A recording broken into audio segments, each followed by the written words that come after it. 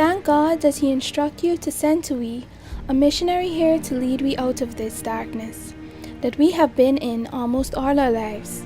For before He was here, we didn't know our right hand from our left. Kwamina, February 8, 1809, in a letter on his conversion. Honoring the largest rebellion of enslaved people in Guyana's history, the 1823 monument stares down the Atlantic that once brought many of the over 10,000 rebels to the Mosquito Coast.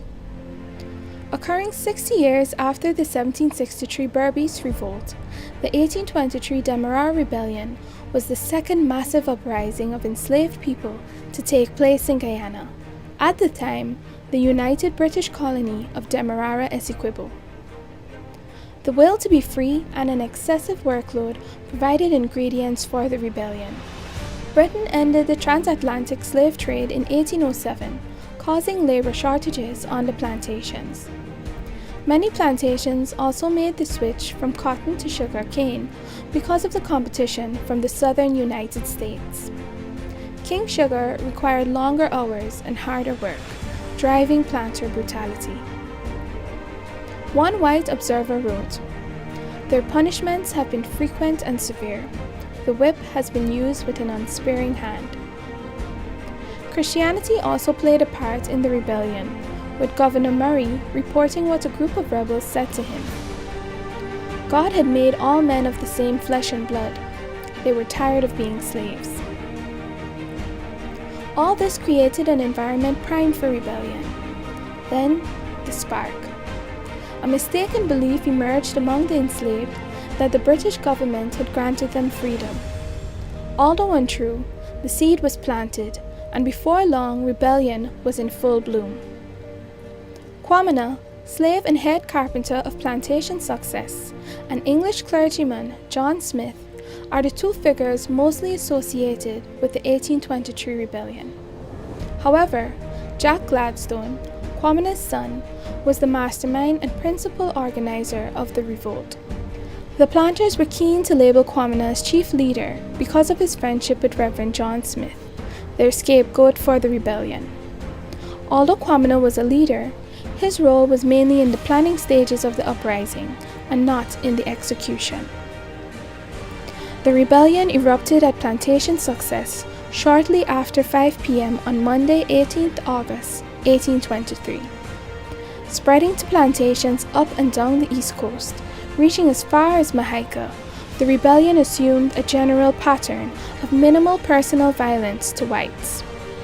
Despite this, on Wednesday 20th August 1823, at Plantation Bachelor's Adventure, Colonel Leahy opened fire on a large body of rebels, killing an estimated 200. The massacre at Bachelor's Adventure was the turning point in the uprising. The rebellion was suppressed, and public peace virtually restored. Kwamina, who did not arm himself or take part in fighting, sought refuge in the bush behind Plantation Chateau Margaux. A huge reward was offered for his capture, and on September 16, 1823, he was shot and killed.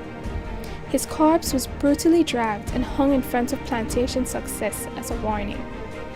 Reverend John Smith, who was arrested on the third day of the revolt and sentenced to death by hanging, died in February 1824 in a Demerara prison while awaiting confirmation from London on his sentence. Unveiled on August 5, 2013, the 1823 monument is located along the Kitty Seawall Road opposite the Guyana Defence Forces, Camp Ayangana. Designed and built by Guyanese sculptor Ivor Thom, who also created the Damon statue in Anna Regina, the monument is made of bronze and concrete. Encircled by a pathway and benches, bordered by a white picket fence, the area has been curated for reflection. A blend of rebellion, revolution, and religion center Thom's design. Preserving the Trinity, the monument is made up of 3 figures.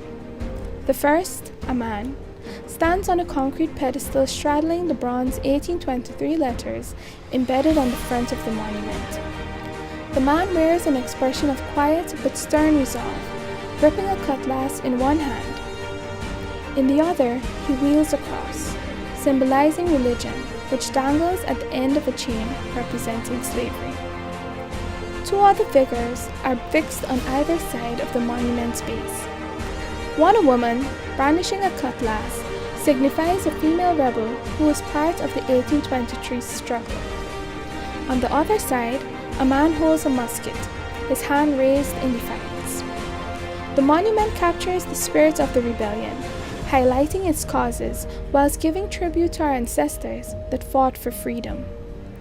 Next time you visit the monument, reflect on the strength of our ancestors, staging one of the most massive rebellions in the entire history of African slavery in the Americas since the 1490s.